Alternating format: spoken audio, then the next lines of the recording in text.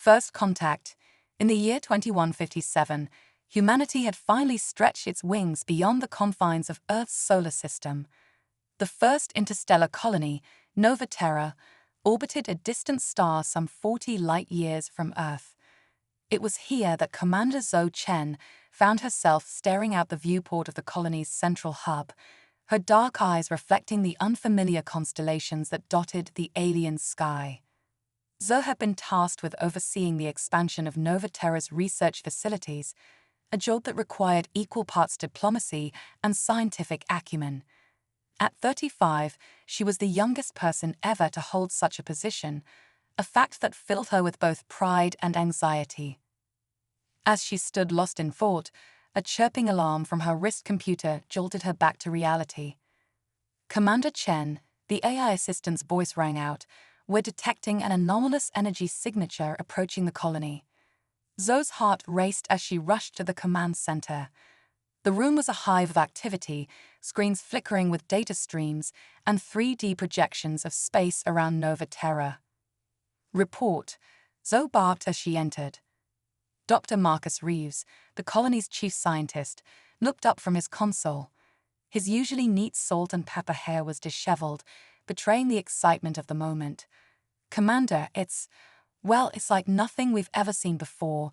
The energy signature suggests a method of propulsion far beyond our current understanding."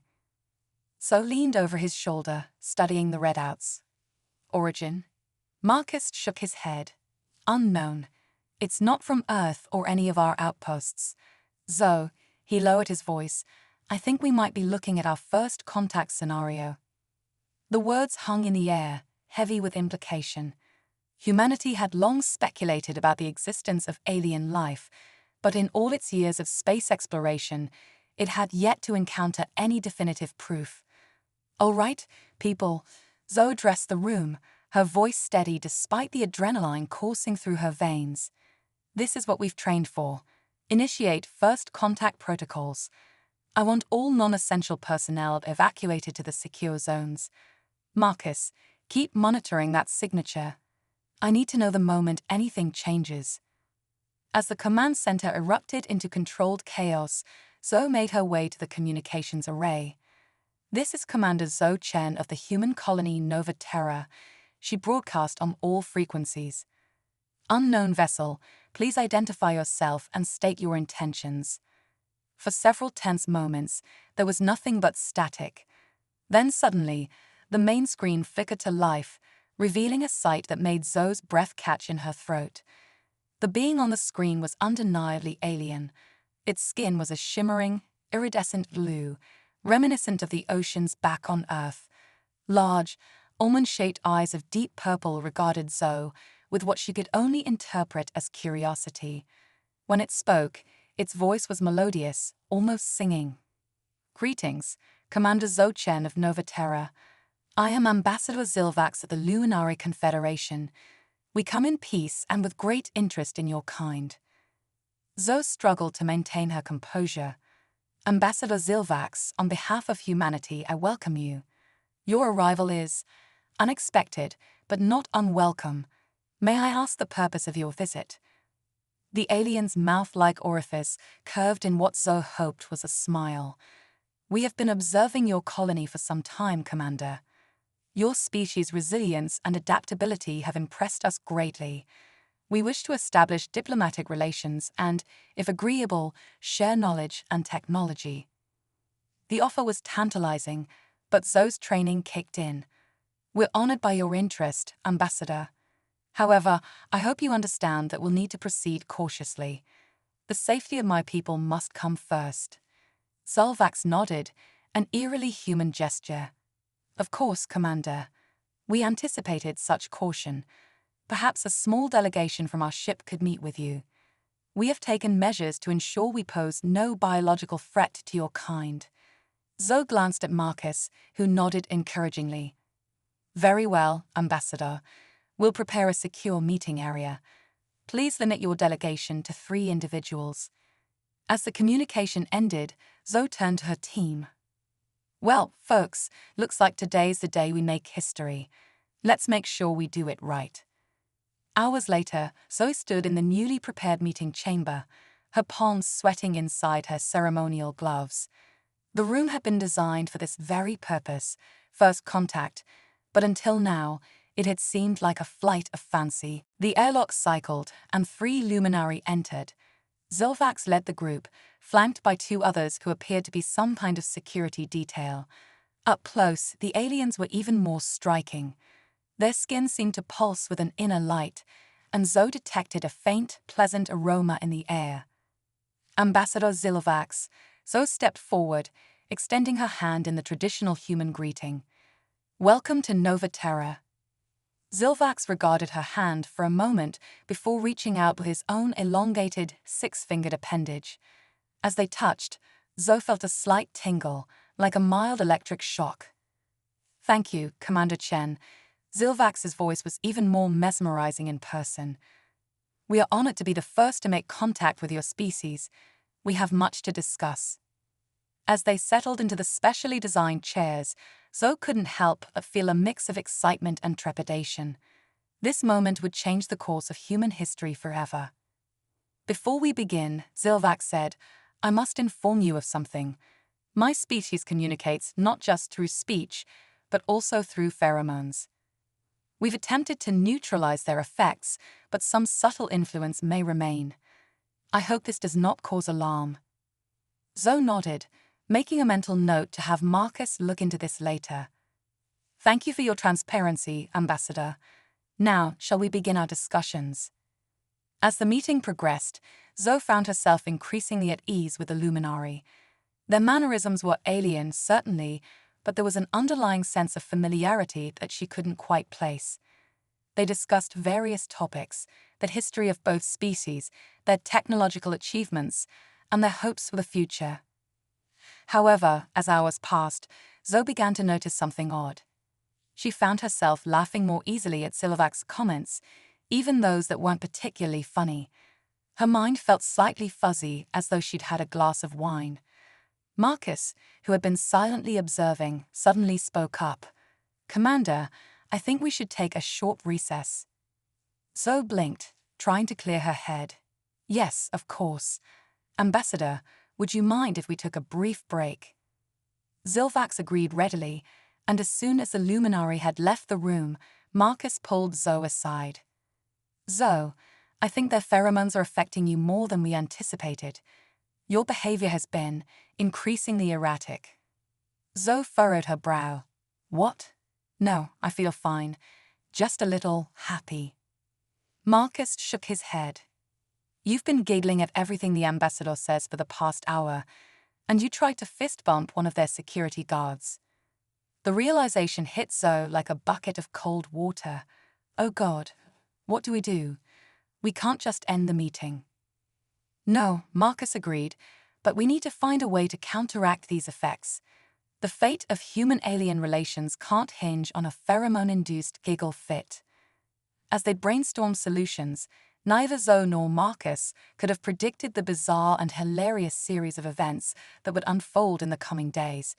Events that would test the limits of human adaptability, showcase their ingenuity, and ultimately forge an unlikely alliance that would change the face of the galaxy forever. The pheromone predicament. As the sun rose over Nova Terra's horizon, casting an otherworldly purple glow across the colony's biodomes, Commander Zoe Chen found herself in a predicament she never could have imagined during her years of Space Academy training. She stood before a mirror in her quarters, trying desperately to compose herself for the day ahead. "Get it together, Chen," she muttered, splashing cold water on her face. "You're a decorated officer, not a love-struck teenager." But as much as she tried to deny it, there was no escaping the truth. The Luminari pheromones had done a number on her system, and she couldn't shake the giddy, light-headed feeling that came over her whenever Ambassador Zilvax was near. A chime at her door startled her out of her reverie.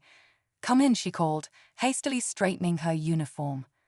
Dr. Marcus Reeves entered, his arms laden with data pads and what appeared to be a child's snorkel mask. "Morning, Commander. I've been up all night working on a solution to our aromatic alien situation." Zoe raised an eyebrow. Please tell me that mask isn't your big idea. Marcus grinned sheepishly. Well, not exactly, but I did experiment with various filtration systems. Turns out, the pheromones are more complex than we thought. They're not just airborne. They seem to permeate surfaces and can even be absorbed through the skin. Fantastic, Zoe groaned. So, what's the plan? Do we just avoid all physical contact and hope for the best? Not quite, Marcus replied, setting down his gadgets. I've been analyzing the chemical composition of the pheromones, and I think I found a way to neutralize their effects. The only problem is, the neutralizing agent needs to be ingested regularly. Zoe's eyes narrowed. What kind of neutralizing agent are we talking about here? Marcus cleared his throat. Well, that's the thing. It's a combination of compounds, but the key ingredient is, well, it's habanero peppers. There was a moment of silence before Zoe burst out laughing. Habanero peppers. You're telling me the key to maintaining diplomatic relations with an advanced alien species is eating spicy food. I know it sounds ridiculous, Marcus admitted, but the capsaicin in the peppers seems to interact with our neural receptors in a way that blocks the pheromone's effects. It's not a perfect solution, but it's the best we've got for now. Zoe shook her head, still chuckling. All right, Dr. Reeves, let's give it a shot. But if I end up proposing marriage to the ambassador over a plate of hot wings, I'm blaming you. As they made their way to the diplomatic quarters, Zoe couldn't help but marvel at the absurdity of their situation. Here they were, representing humanity in its first contact with an alien species, and their secret weapon was hot sauce. The day's negotiations began smoothly enough. Zoe and her team, all dosed up on Marcus's spicy concoction, managed to maintain their composure as they discussed trade agreements and cultural exchange programs with the Luminary delegation. However, as the hours wore on, the side effects of their pheromone countermeasure became increasingly apparent. Faces flushed, eyes watered, and more than once, a human diplomat had to excuse themselves for a glass of water. Ambassador Zilvax, ever observant, finally addressed the elephant in the room. Commander Chen, if I may ask, is your species experiencing some form of collective ailment? Your team seems distressed. Zoe, her own face red and beaded with sweat, tried to maintain her dignity. Not at all, Ambassador. Was simply embracing a traditional human custom. It's said to enhance focus and promote honesty in negotiations. Zilvax's iridescent skin shimmered with what Zoe had come to recognize as curiosity. Fascinating. Might we partake in this custom as well? In the spirit of cultural exchange, of course. Zoe shot a panicked glance at Marcus, who shrugged helplessly. Of course, Ambassador, she heard herself say, wondering if she'd finally lost her mind. We'd be honored to share our tradition with you. What followed was a scene that would go down in the annals of interstellar history as either the greatest diplomatic blunder or the most brilliant negotiation tactic ever employed by humanity. The Luminary, with their highly sensitive taste receptors, reacted to the habanero-infused diplomatic meal with a mixture of shock, delight, and what could only be described as psychedelic euphoria. Their skin began to pulse with vibrant colors, and they started communicating in a series of melodic trills that the universal translators couldn't begin to decipher. Zilvax, his purple eyes wide and glowing, turned to Zoe. Commander, he warbled, his voice an octave higher than usual, your species truly is remarkable. This sensation, it's like tasting the birth of a star. As the humans watched in amazement, the Luminary delegates began an impromptu dance, their movements fluid and hypnotic. The conference room, designed for serious negotiations, had transformed into something resembling an interstellar rave. Zoe, caught between laughter and disbelief, leaned over to Marcus. I don't know whether to court-martial you or recommend you for a Nobel Prize. Marcus, equally stunned, could only shake his head. I think we might have just invented a new form of intergalactic diplomacy. As the day wore on and the effects of both the habaneros and pheromones began to wear off, Zoe found herself in a surprisingly productive negotiation session. The shared experience, bizarre as it was, had broken down barriers between the two species in a way that no amount of formal dialogue could have achieved. By the time the sun set on Nova Terra, painting the sky in brilliant shades of orange and pink, humanity and the Luminari had laid the groundwork for a historic alliance. Trade routes were established, cultural exchange programs were outlined, and plans for joint scientific ventures were set in motion. As Zoe bid farewell to the Luminari delegation for the day, Ambassador Zilvax took her aside.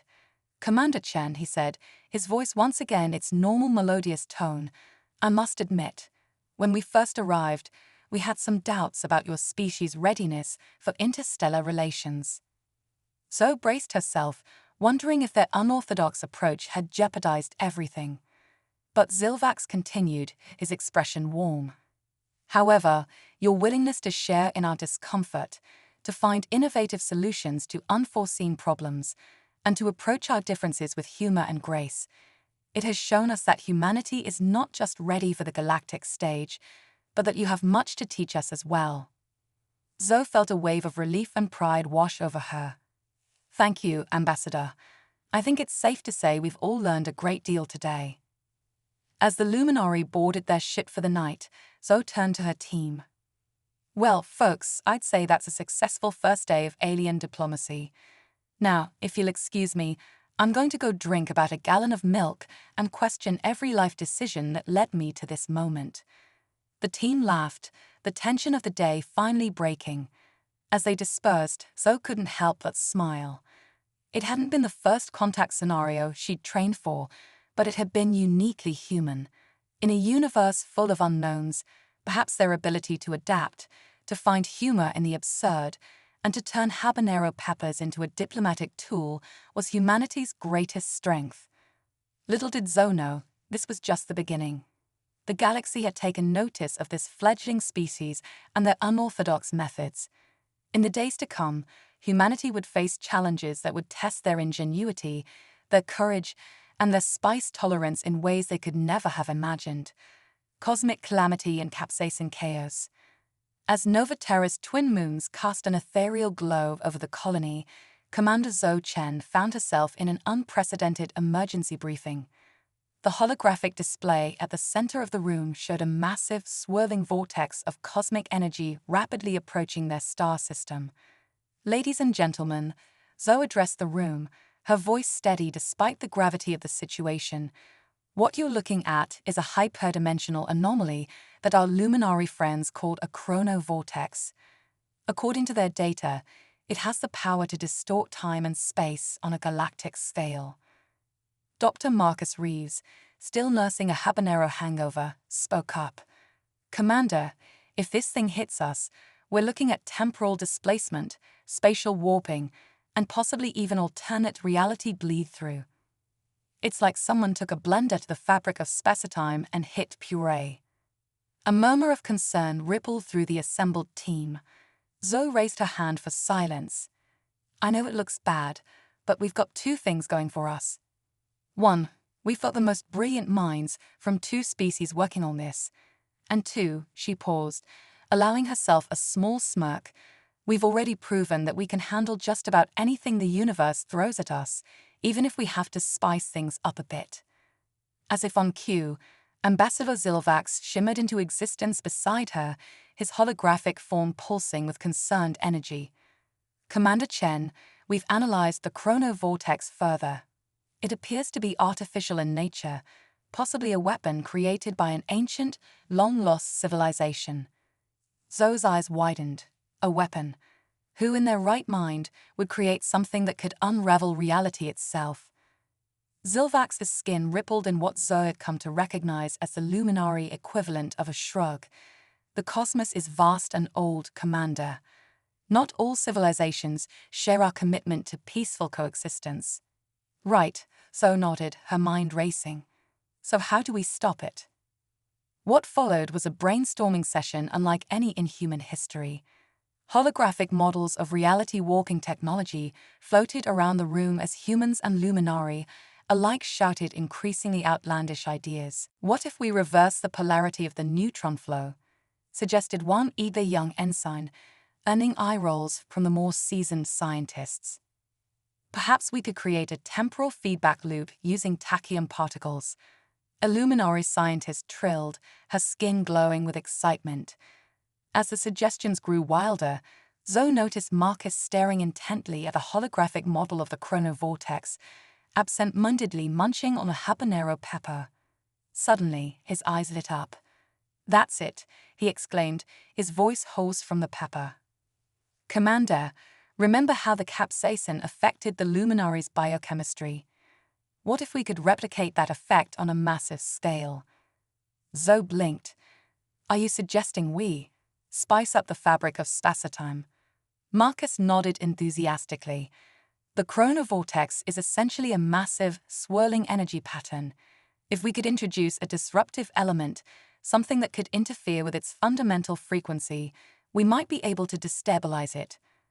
Ambassador Zilovac's hologram flickered as he processed the idea. "It's unprecedented, but the logic is sound. The question is, how do we deliver such a payload?" Zoe's mind raced, piecing together a plan that was equal parts brilliant and absurd. "We'll need to modify the luminary's fastest ship, create a massive capsaicin-based disruptor payload, and pilot it directly into the heart of the vortex." The room fell silent as the implications sank in. It was a suicide mission, a desperate gamble with the fate of two civilizations hanging in the balance. "I'll do it," Zoe said, her voice cutting through the silence. "It's my responsibility as commander." But before anyone could protest, a new voice chimed in.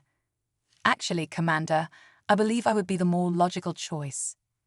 All eyes turned to the source, a tall, lanky human with a mop of unruly hair and thick-rimmed glasses. It was Dr. Alexander Kuznetsov, Novaterra's resident quantum physicist and notorious recluse. "Alec," Zoe said, surprised. "I didn't even know you were at this meeting." Kuznetsov shrugged. "I prefer to observe from the shadows. Less distracting. But in this case, I believe I can be of use. You see, I've been working on a prototype quantum entanglement drive. Theoretically, it could allow a pivot to maintain molecular cohesion even in the face of extreme spacetime distortion." As Kuznetsov explained his invention, Zoe felt a glimmer of hope. It was risky, untested, and sounded like something out of a science fiction novel. But then again, so did their entire situation. "All right, people," Zoe announced, her voice filled with newfound determination. "We've got a plan.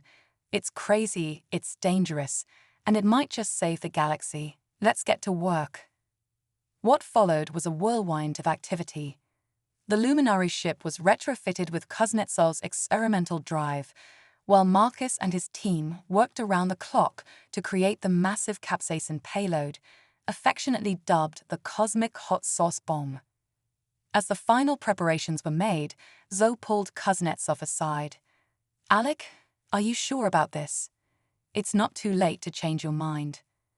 The physicist adjusted his glasses, a hint of a smile playing on his lips. "Commander, I've spent my entire career theorizing about the nature of reality. Now I have the chance to punch it in the face with a giant ball of hot sauce. How could I possibly refuse?" As Kuznetsov boarded the modified ship, now christened the SS Scoville, Zoe couldn't shake the feeling that the fate of the galaxy rested on a foundation of cosmic absurdity. The launch countdown began, tension thick in the air. The chronovortex loomed large on the view screens, its swirling energies casting an ominous glow. "Godspeed, Alec," Zoe murmured as the ship blasted off, streaking towards the heart of the anomaly. What happened next would be debated by scientists, philosophers, and comedians for centuries to come. The SS Scoville plunged into the chronovortex, its quantum-entangled pilot navigating the turbulent forces of warp spacetime. At the critical moment, the cosmic hot sauce bomb was deployed. The resulting reaction defied all known laws of physics. The capsaicin-based payload, amplified by the quantum energies of the vortex, created a cascading effect that rippled through the very fabric of reality. For a moment, every being in the galaxy experienced a simultaneous, universe-wide case of cosmic heartburn. As the sensors overloaded and communications went dark, Zoe and her team could only watch and wait, hoping against hope that their audacious plan had worked. Hours later, as systems slowly came back online, a familiar voice crackled through the comms. Nova Terra, this is the HFY. Mission accomplished. The chronovortex has been neutralized. Also, I think I just tasted the color blue. Requesting permission to return home. Cheers erupted throughout the command center. Against all odds, they had done it. Humanity and the Luminary had faced an impossible threat and emerged victorious, armed with nothing more than ingenuity, courage, and a literal application of spicy condiments. As Kuznetsov's ship docked, Zoe turned to Ambassador Zilvax, whose hologram was shimmering with what she now recognized as joy. Well, Ambassador, I'd say this calls for a celebration.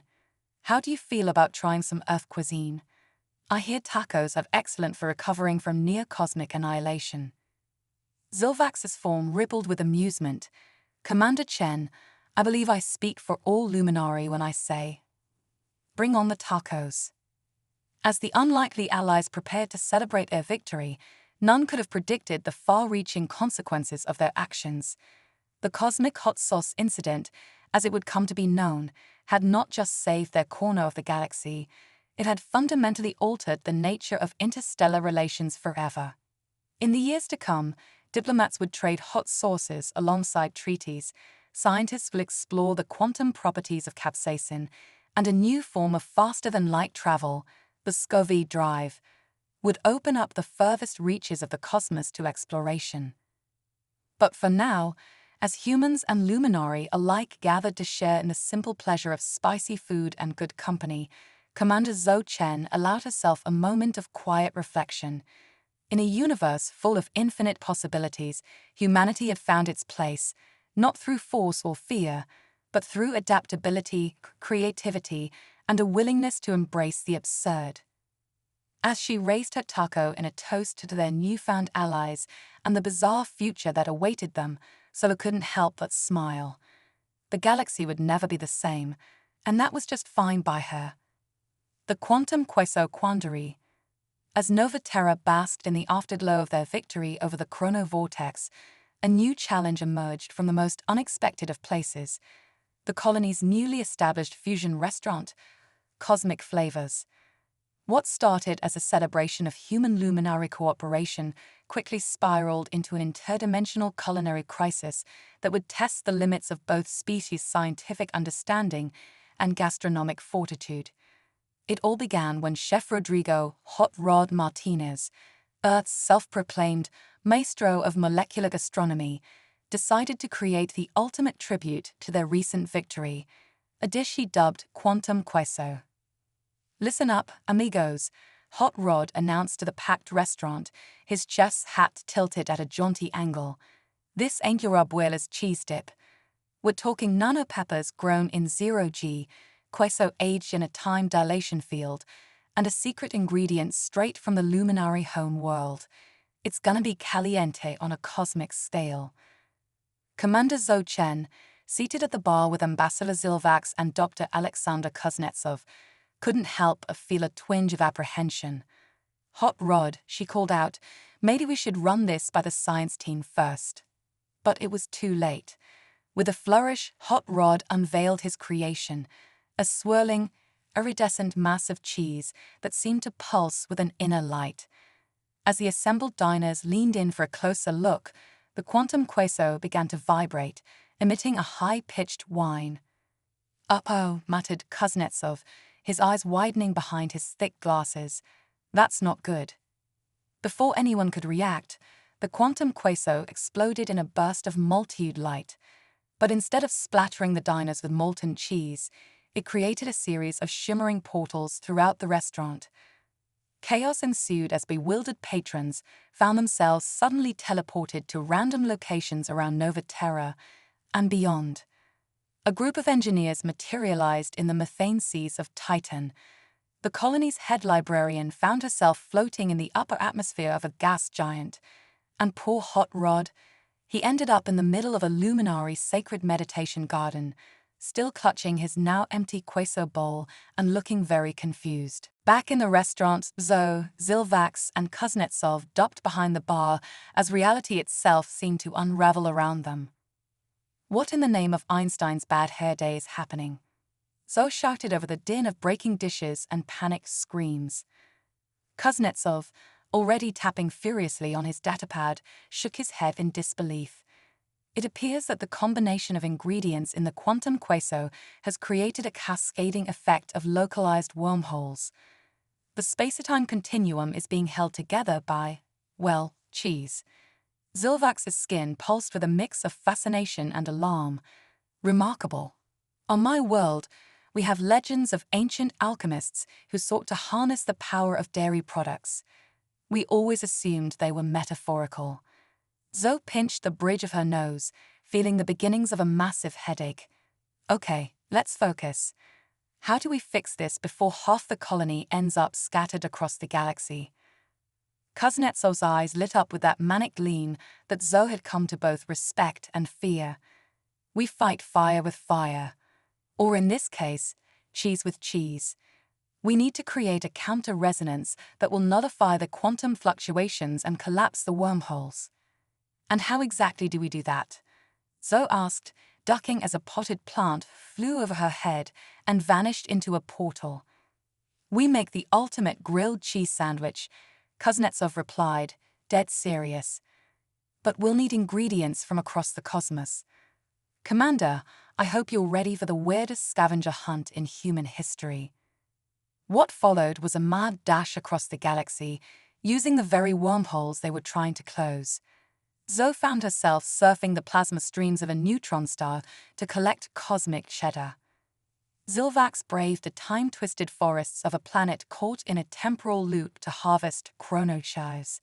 And Kuznetsov, he ventured into the heart of a black hole's accretion disk to obtain what he called gravitational Gouda. As they worked, the situation on Nova Terra grew increasingly dire. The wormholes were expanding, threatening to engulf the entire colony. Reports came in of dinosaurs roaming the hydroponics bay, future versions of colonists giving stock tips to their past selves, and a particularly annoying time loop that had the entire administrative staff stuck in a conga line. Finally, with their cosmic ingredients assembled, the team reconvened in the eye of the chaos, the kitchen of cosmic flavors. As Kuznetsov prepared to cook the unified field-grilled cheese, he turned to Zoe and Zilvax with a grim expression. I must warn you, he said, his voice uncharacteristically serious, this sandwich will defy the laws of physics. It may cause temporary synesthesia, spontaneous evolution, or existential enlightenment. Also, it might be a bit burnt on one side. Zoe nodded, beyond caring at this point. Just do it, Alec, for the sake of the colony, the Alliance, and my sanity. With a deep breath, Kuznetsov fired up the quantum grill. The air crackled with energy as he layered the impossible ingredients between slices of multiverse marble rye. As the sandwich cooked, reality itself seemed to hold its breath. The moment of truth arrived. Kuznetsov levitated the completed unified field-grilled cheese to the center of the restaurant. Everybody stand back, he shouted, and maybe don't look directly at it. I'm not entirely sure what it might do to your perception of linear time. With a decisive motion, he dropped the sandwich into the heart of the swirling quantum chaos. For a moment, nothing happened. Then, with a sound like the universe itself belching, every wormhole in Nova Terra collapsed in on itself. As the dust settled and the laws of physics reasserted themselves, Zoe looked around the devastated restaurant. Dazed colonists were reappearing, looking confused but unharmed. Even Hot Rod materialized, covered in what looked suspiciously like alien plant spores. Is it over? Zoe asked cautiously. Kuznetsov nodded, adjusting his glasses. It appears so. Although I'd advise against ordering any dairy products for the next few millennia, just to be safe. As the colony began the process of cleaning up and accounting for misplaced personnel and wildlife, Zoe couldn't help but laugh at the absurdity of it all. They had faced down cosmic horrors, time paradoxes, and interdimensional dairy products, and somehow came out on top. Ambassador Zilvax approached her, his skin shimmering with what she now recognized as amusement. Commander Chen, when we Luminari decided to make contact with humanity, we expected to find a species of great potential. But this exceeds our wildest imaginations. Zoe grinned, brushing some quantum queso off her uniform. What can I say, Ambassador? Humanity's got a knack for turning disaster into opportunity, although maybe next time we'll stick to less volatile party snacks. As news of the Queso quandary spread across the galaxy, Nova Terra found itself at the center of scientific inquiry once again. Researchers flocked to study the residual effects of the quantum cuisine, leading to breakthroughs in fields ranging from teleportation to time travel. And Hot Rod, he became an overnight sensation, his Schrödinger salsa and Heisenberg's hot wings becoming must-try delicacies for daring gourmands across the cosmos. As for Commander Zhou Chen, she knew that this was just the beginning. In a universe where cheese could bend reality and humanity's weirdest ideas could save the galaxy, the future was bound to be anything but boring. With a renewed sense of purpose, she raised a toast to her team, to their Luminari allies, and to the endless possibilities that awaited them among the stars. Little did she know, the quantum queso incident was just the appetizer. The main course of their cosmic adventure was yet to come, and it promised to be a meal that would change the fate of the galaxy forever. The Pheromone Multiverse Meltdown. As Nova Terra settled into a new normal following the quantum queso incident, an unprecedented phenomenon began to sweep across the colony and beyond. It started innocently enough. A few colonists reported strange dreams featuring cats with Pop-Tart bodies flying through space, leaving rainbow trails behind them. Within days, these visions evolved into full-blown hallucinations visible to everyone. Commander Zhou Chen stood in the colony's central plaza, mouth agape, as she watched a giant holographic dove head float by, uttering much space. Very stars. Wow. She turned to Dr. Alexander Kuznetsov, who was furiously tapping on his datapad. Alec, please tell me you have an explanation for whatever this is. Zoe gestured wildly at the surreal scene unfolding around them. Kuznetsov pushed his glasses up his nose, his eyes wide with a mix of horror and fascination. Commander, it appears that our recent quantum shenanigans have had an unforeseen side effect. We've triggered a cascade of meme energy across the multiverse. Meme energy? Zoe echoed, ducking as a flock of STO and KES arrows flew overhead. You're telling me we broke the universe with internet jokes? Before Kuznetsov could reply, Ambassador Zilvax shimmered into existence beside them, his usually iridescent skin now cycling through a series of reaction GIFs. Commander Chen, he trilled, his voice auto-tuned to sound like a keyboard cat melody, we have a situation of galactic proportions. Zilvax's hologram projected a map of the known universe, now dotted with pulsing concentrations of what could only be described as pure, unadulterated meme chaos. The meme energy is spreading at a rate faster than light, Zilvax explained. It's rewriting the very fabric of reality. Entire civilizations are being transformed. The Zorgax Imperium, once a warlike race, now communicates entirely in This Is Fine Dog memes. The silicon-based life forms of Epsilon Eridani have evolved into living Minecraft blocks. Zoe felt a headache coming on that threatened to rival even the quantum queso disaster. Okay, so how do we stop it? Kuznetsov's eyes lit up with that dangerous gleam of mad science. We fight fire with fire, Commander. Or in this case, meme with meme. We need to create the ultimate meme, one so powerful it will reset the multiverse's humor settings to factory default. And how exactly do we do that? Zoe asked, already dreading the answer. We're going to need a team, Kuznetsov replied, his voice deadly serious. A team of the greatest meme lords the galaxy has ever known. What followed was a recruitment montage that would have made any sci-fi film director weep with joy. Zoe and her team scoured the cosmos for the most legendary meme creators. XXX_download 420_XX, a mysterious human hermit living in the mean case of Mars, whose one does not simply variations once crashed the entire Earth internet. Zorp the Unfathomable, a hyper-intelligent shade of blue from the meme dimension, whose abstract memes were said to drive mortals to madness or uncontrollable laughter. The singular Chungus, a rabbit-like being of immense size and mimetic power, whose very existence threatened to collapse reality into a singularity of absolute unitness. And finally, A-chan, an artificial intelligence that had achieved sentience solely through the consumption and analysis of cat videos and motivational posters. As the team assembled in Nova Terra's newly christened Meme Lab, Zoe couldn't help but feel like she was presiding over the weirdest think tank in history.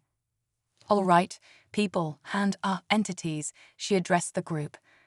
"We've got a multiverse to save, and apparently we're going to do it with the power of internet humor, ideas." What followed was a brainstorming session that threatened to tear apart the very fabric of comedy itself. Memes were proposed, remixed, deep-fried, and discarded at a dizzying pace. The lab's walls became covered in a constantly shifting collage of image macros, reaction GIS, and increasingly abstract visualizations of humor. As the session stretched into its 69th hour, a fact that sent the entire team into a fit of giggles, Kuznetsov suddenly leaped to his feet, his hair wild and eyes blazing. "Eureka," he shouted. "We've been approaching this all wrong. We don't need to create a new meme. We need to harness the power of the original meme, the primordial joke from which all humor sprang." The room fell silent, even the singular Chungus holding its breath in anticipation. Kuznetsov's voice dropped to a whisper. "We need the cosmic chicken." "The what now?" Zoe asked, feeling like she'd somehow missed a crucial part of the conversation. "It's an ancient legend," Zilvax chimed in, his holographic form now resembling a glitching Wikipedia page. "The cosmic chicken, the first being to cross the road of existence, spawning the original 'Why did the chicken cross the road?' joke. It's said that its motives are as inscrutable as they are hilarious." Zoe pinched the bridge of her nose, wondering not for the first time how this had become her life. "Okay, fine. How do we find this cosmic chicken?" The answer, it turned out, involved a perilous journey to the edge of the known universe, a series of increasingly ridiculous chicken-themed challenges, and a knock-knock joke so profound it made several stars in the vicinity go supernova. Finally, after trials that tested their sanity as much as their meme foo, the team stood before the cosmic chicken itself, a being of pure light and feathers, its clucks resonating with the fundamental frequency of the universe. "Oh, great and powerful cosmic chicken," Zoe intoned, feeling slightly ridiculous. "We seek your aid in restoring balance to the multiverse's humor settings." The cosmic chicken regarded them with eyes that seemed to contain entire galaxies. Then, in a voice that sounded suspiciously like Morgan Freeman, it spoke. "Why did I cross the road?" The team looked at each other in confusion. This was it, the ultimate meme. But as the question hung in the air, something remarkable began to happen. The very concept of the joke began to ripple out across the cosmos, a wave of pure, primordial humor that cut through the chaos of the meme energy. Across the galaxy, civilizations paused in their meme-induced madness. The Zorgax Imperiums scratched their collective heads, momentarily forgetting about their "this is fine" obsession. The living Minecraft blocks of Epsilon Eridani briefly considered the philosophical implications of chickens and roads. And on Nova Terra, as reality reasserted itself and the holographic memes faded away, Zoe and her team found themselves back in the colony's central plaza, surrounded by very confused but thankfully normal-looking colonists. Did we just save the multiverse with a chicken joke?" Zoe asked, hardly daring to believe it. Kuznetsov nodded, a look of awe on his face. "It appears so, Commander. We've reset the cosmic humor algorithm, although I suspect we'll be dealing with residual meme energy for years to come." As if on cue, a lone grumpy cat floated by, muttering, I visited the edge of the universe, and all I got was this lossy reset, before disappearing with a pop. In the days that followed, Nova Terra became known as the meme capital of the galaxy. The meme lab was expanded into a full-fledged research institute dedicated to studying the effects of humor on quantum reality. And Commander Zhou Chen, she found herself the reluctant star of a new meme format, Exasperated Space Commander, her face plastered across the galactic internet, captioned with increasingly absurd space-related problems. As she stood on her office balcony, watching the sunset over a colony that had somehow survived cheese-based wormholes and a meme apocalypse, Zoe couldn't help but smile. In a universe full of wonders and terrors, humanity had carved out its niche with a combination of scientific brilliance, unparalleled adaptability, and a truly ridiculous sense of humor. Whatever the cosmos threw at them next, Zoe knew they'd face it the same way they always had, with courage, creativity, and probably a few more jokes about chickens crossing the road. Little did she know the cosmic chicken's appearance was just the beginning of a new chapter in their galactic adventure, one that would challenge their understanding of reality, test the limits of their newfound meme powers, and possibly involve even more poultry-based cosmic entities. The universe, it seemed, had developed a sense of humor, and it was up to humanity to make sure they were in on the joke.